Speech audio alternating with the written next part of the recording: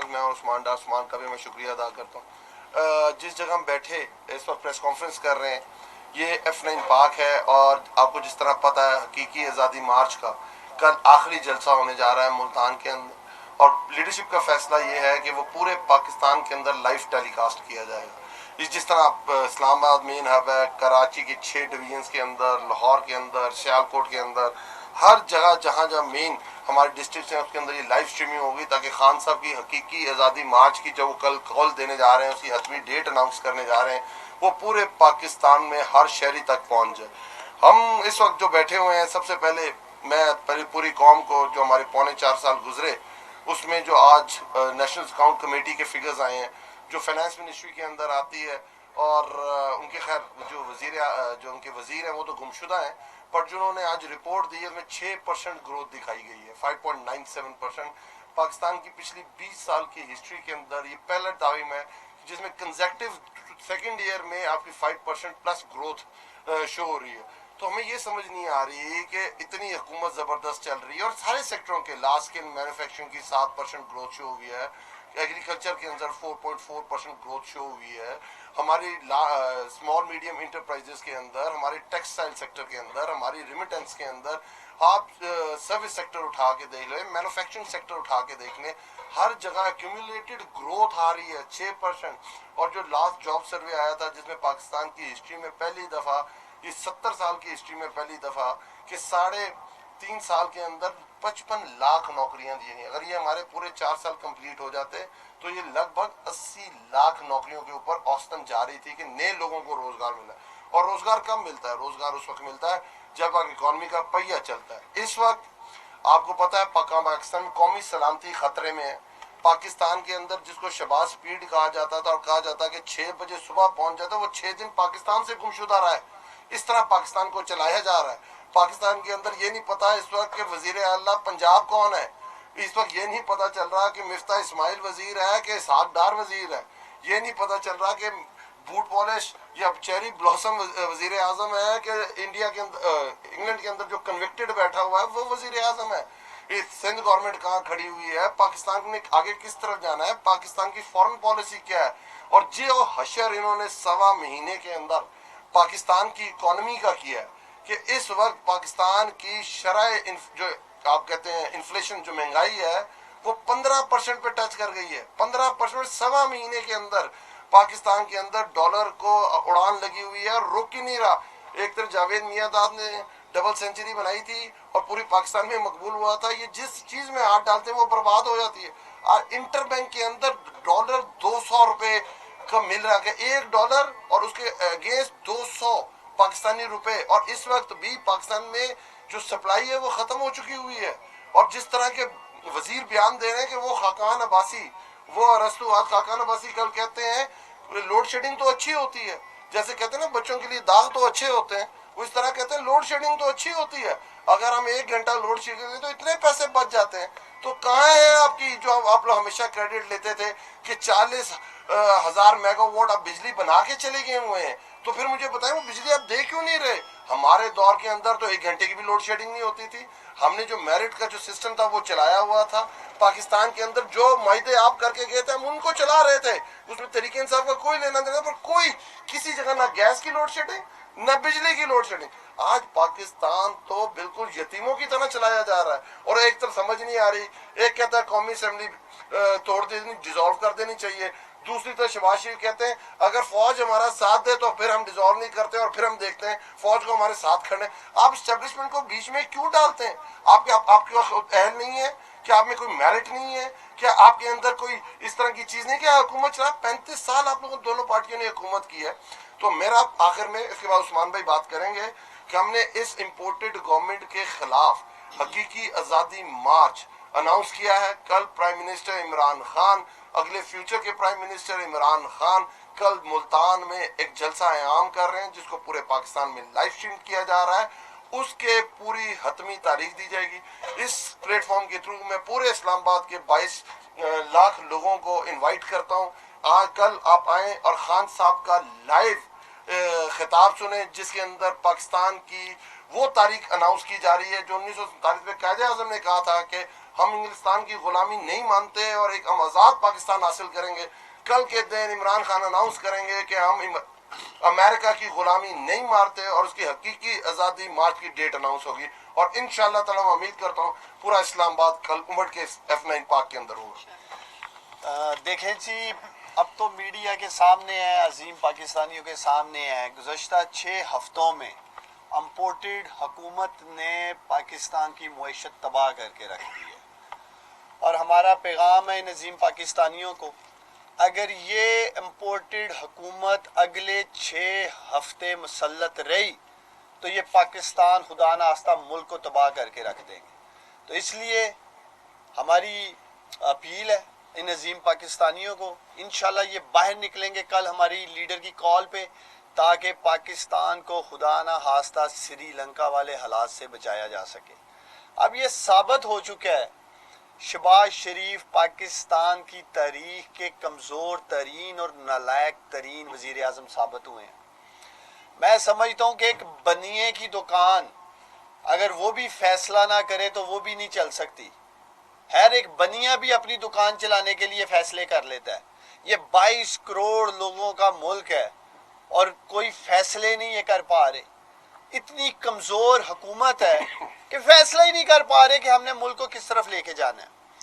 اور میں میڈیا کی وساطت سے, کیونکہ ایک ٹریلر انہوں نے سیالکوٹ میں کوشش کی, ایک پرامن جلسہ ہم کرنے جا رہے تھے, اور جس طرح انہوں نے ہمارے جلسے میں حلل ڈالا اور پھر آپ نے دیکھا پاکستان تحریک انصاف کے ورکرز کا پھر رد عمل آیا, تو ہم ایک پرامن مارچ کرنے جا رہے ہیں. ہمارے لیڈر نے فیملیز کو دعوت دی ہے اس مارچ میں آنے کے لیے, خواتین آ رہی ہیں, بچے آ رہے ہیں. تو کسی سطح پہ ہم نہ ارادہ رکھتے ہیں کہ کوئی ایسے ناخوشگوار واقعات ہوں جس میں ہماری فیملیز آ رہی ہیں, بچے آ رہے ہیں, عظیم پاکستانی آ رہے ہیں, اور ہم یہی امید کرتے ہیں کہ حکومت کی طرف سے, امپورٹڈ حکومت کی طرف سے بھی کوئی ایسی حرکت نہیں کی جائے گی جس سے ہماری ایک پرامن حقیقی آزادی مارچ میں حلل ڈالا جائے. میں پاکستان کے نوجوانوں کو دعوت دیتا ہوں, پاکستان کے نوجوان جو ڈٹ کے کھڑے ہیں ہمارے لیڈر عمران خان کے ساتھ, اور جس طرح علی اوان صاحب نے کل کال دی ہے اسلام آباد کے عظیم لوگوں کو, اور میں اسلام آباد کے عظیم لوگوں کے ساتھ ساتھ اسلام آباد کے نوجوانوں کو دعوت دیتا ہوں. جب میں کامیاب جوان پروگرام دیکھ رہا تھا تو ہم نے لاکھوں یونیورسٹیز کے اسٹوڈنٹس کو, نوجوانوں کو اسکالرشپس دی. عمران خان کا وہ ایک ویژن تھا جو کامیاب جوان پروگرام تھا. ہزاروں نوجوانوں کو اربوں روپے کی لاگت سے, تقریباً 50 ارب روپے ہم نے قرض تک دیے تاکہ یہ اپنا کاروبار شروع کر سکے. تو میں جب بھی یونیورسٹیز میں گیا ہوں اسلام آباد کی, یہ بہادر پاکستان کے بیٹے اور بیٹیاں, انہوں نے ہمیشہ عمران خان کو ویلکم کیا. میں اسلام آباد کی یونیورسٹیز, کالجز کے نوجوانوں کو دعوت دیتا ہوں, بھرپور شرکت کرنی ہے آپ سب نے کل یہاں, اور ہم سب مل کر اپنے عظیم لیڈر کا انشاءاللہ تعالی تاریخی خطاب بھی سنیں گے اور تاریخ بھی سنیں گے, جس تاریخ کو ہم سب پاکستانی یہاں اسلام آباد میں اکٹھے ہو رہے ہیں. جی پلیز. سر یہ سوال یہ ہے کہ نواز صاحب کہہ رہے ہیں کہ 3-4 انگریز ایسے ہیں کہ جو پی ٹی آئی میں آنا چاہتے ہیں, جو کہ ایک ان کے دشمن والے قسم کے ہیں, تو اگر وہ آپ کی طرف آ رہے ہیں تو آپ الیکشن کے بجائے عدم اعتماد کیوں جا رہے ہیں؟ ہاں, بڑا سمپل سی بات ہے. ہم نظام چینج کرنے کی بات کر رہے ہیں, ہم اس نظام کا حصہ نہیں بنتے جس کی ہم خود مخالفت کرتے ہیں, کہ ہم لوٹا کرسی کو نہیں مانتے, ہم ضمیر فروشی کو نہیں مانتے. اور آپ یہ سمجھ رہے ہیں ایک لولی لنگڑی حکومت کے لیے اور ہم ان ضمیر فروشی کو تقویت دیں؟ ہم تو اس نظام کے خلاف ہیں. اور شکر ہے آپ نے یہ سوال نہیں کر لیا کہ ادھر جو واش روم ہوں گے اس میں لوٹے کہاں سے آئیں گے. تو میں وہ بھی بتا دینا چاہتا ہوں, لوٹے فارغ ہو گئے ہیں, اب ہمارے واش روموں میں استعمال ہوں گے جو لوگ مارچ کرنے آئیں گے. جواد صاحب, پاکستان مسلم لیگ نون کے چند ایم پی ایس جو ہیں بزدار صاحب سے بھی ملے تھے, کیا ان لوگوں کو مستقبل میں آپ لوگ اپنی پارٹی سے ٹکٹ دیں گے یا ان کو بھی بطور روٹر ریجیکٹ کریں گے؟ میں سمپل سی بات ہے, کن کو ٹکٹ ملے گی یہ پرائم منسٹر صاحب خود بتا چکے ہوں. دیکھیں یہ پاکستان کی تاریخ میں پہلی دفعہ ہوا ہے کہ 136 ایم این ایز نے استعفیٰ دیا کھڑے ہو کے. آج تک پاکستان کی تاریخ میں یہ نہیں ہوا ہے. اور آپ کیا سمجھتے ہیں کہ اس وقت بندے کاؤنٹ نہیں کر رہے؟ جو پارلیمنٹری سسٹم ہے, جو ویسٹ منسٹر سسٹم ہے پاکستان کے اندر, اس میں نظریے کو ووٹ ڈلتا ہے. اور آج پاکستان کے لوگوں کا پرائم منسٹر شعور ادھر لے گئے ہیں جہاں آپ کی چاہے دیہات کی سیاست ہو چاہے شہر کی سیاست ہو, جس کو پرائم منسٹر ٹکٹ دیں گے چاہے وہ کھمبے کے اوپر عمران خان لے دیں تو لوگ اس کو بھی الیکٹ کر کے اسمبلی کے اندر بھیجیں گے. 126 دن بیٹھے رہے مریم اور نہیں ملا استعفا, اب کیا الیکشن مل جائے. خیر وہ جن انڈوں کے اوپر بیٹھی ان کا نتیجہ جلدی آ جائے. باقی یہ بھی میں آپ کو کہتا چلوں, جو ہمارا کیمرہ مین ماشاءاللہ پی ٹی آئی کا سپورٹر ہے, عمران خان کا سپورٹر ہے, وہ بھی تیار رہے. یہاں کیمرہ مین بھی ایم این اے بنے گا اور ایم پی اے بنے گا. دیکھیں ان کو بھی ٹکٹیں ملیں گی. عام آدمی اٹھے گا اس ملک میں, عام آدمی اٹھے گا. ٹکٹ کے حوالے سے آپ نے بات کی, ہمیشہ یہ بات جو ہے سامنے آ رہی ہوتی ہے کہ ٹکٹ جو آپ دیتے ہیں وہ آپ نہیں دیتے, اور یہی وجہ ہے کہ آپ کے ایم این اے 2 جلتے ہیں. تو آپ کیوں سمجھتے ہیں کہ آپ کھمبے کو ٹکٹ دیں گے وہ یہ میری بات سنو, یہ 2 بندے ایسے بیٹھے ہوئے ہیں جن کا سیاست سے کوئی تعلق نہیں تھا عمران خان کے آنے سے پہلے. کوئی نہ عثمان ڈار کو جانتا تھا نہ کوئی علی امان کو جانتا تھا. آج ہم دونوں کو ٹکٹ ملا, ادھر خواجہ وینٹیلیٹر کو جتا دیا گیا دھاندلی کر کے, عثمان ڈار سے مار کھاتے کھاتے اس نے منتے ترلے کی کہیں جا کے ٹیلی فون کال کی, ادھر میں ادھر ایم این اے بنا. تو میں اور عثمان ڈار کون ہے؟ ہم تحریک انصاف ہیں. جس کے اوپر پرائم منسٹر ہاتھ رکھیں گے وہ ایم این اے بنے گا. غلطی ہوتی رہتی انسانوں سے, غلط ٹکٹ بھی گئے تھے پچھلی دفعہ, پر یہ لرننگ ہے, یہ لیسن ہے. یہ دیکھیں جن وہ 4 لوگ کہاں ہیں آج جنہوں نے پچھلی دفعہ پارلیمنٹ میں خان صاحب کے کہنے پہ استعفیٰ نہیں دیا تھا, آج وہ کہاں ہیں؟ ان جو لوگوں نے اس دفعہ بھی خان صاحب کے ساتھ غداری کی ہے, پاکستان کی عوام ان سے بدلہ لے گی. اور آج 1.5 مہینہ ہو گیا ہے, اور ایم این اے سے پوچھیں جا کے وہ اپنے گھر جا سکیں, کسی شادی کے اندر جا سکیں, کسی جنازے کے اندر جا سکیں. کیوں نہیں جا سک رہے؟ کہ ان کو پتہ ہے کہ پاکستانی عوام نے ووٹ عمران خان کے نام پہ دیا تھا, اور ادھر جا کے ضمیر فروشی کر کے 25-25 کروڑ روپیہ لے کے انہوں نے ایمان بیچا ہے, اس لیے وہ گھر نہیں جا سکتے. اور یہ اتنا بڑا لیسن ہے, اس سے یہ واحد تحریک انصاف ہے جو ہمیشہ نیا سٹینڈرڈ, نیا ہائی مورل گراؤنڈ لیتی ہے. کوئی سٹنگ گورنمنٹ, مجھے آج بتائیں, یہ کہتے تھے سینٹ کے اندر دھاندلی ہوئی ہے, ہمارے لوگوں نے ووٹ ڈال دیا. دوسری طرف ہمارے کے پی کے اندر 17 ایم پی ایس نے پیسے لیے تھے اور پیپلز پارٹی کے 3 بندے سینیٹر میں. ہم نے سٹنگ گورنمنٹ نے اپنی حکومت کا خاطر میں لائے بغیر ان لوگوں کو پارٹی سے نکال دیا تھا. یہ تحریک انصاف ہے جو سٹینڈرڈ ہائی کرتی ہے, مورل سٹینڈرڈ ہائی کرتی ہے. اسی لیے تو آج دیکھیں ایک طرف تحریک انصاف کھڑی ہے اور دوسری طرف پوری 11 جماعتیں کھڑی ہیں. یہ پاکستان کی تاریخ میں دوسری دفعہ ہو رہا ہے. پہلے ہوتا تھا ووٹ بھٹو کا یا اینٹی بھٹو کا, آج پاکستان کی سیاست عمران خان یا اینٹی عمران خان ہے, اس کے علاوہ کوئی سیاست نہیں ہے پاکستان کے اندر. مطلب آپ اس سوال ہے کہ ایوان صاحب کو جواب دیں گے نہیں. سوال میرا یہ ہے کہ اسلام آباد ایک کون سی جگہ ہے جہاں پر 25 لاکھ لوگ آ سکتے ہیں, اور پڑھاؤ کہاں ڈالیں گے آپ؟ دیکھیں یہ تو آپ کی کیمرے کی آنکھ دکھائے گی. 25 لاکھ تو مجھے لگ رہا ہے کہ بات آگے نکل گئی ہے.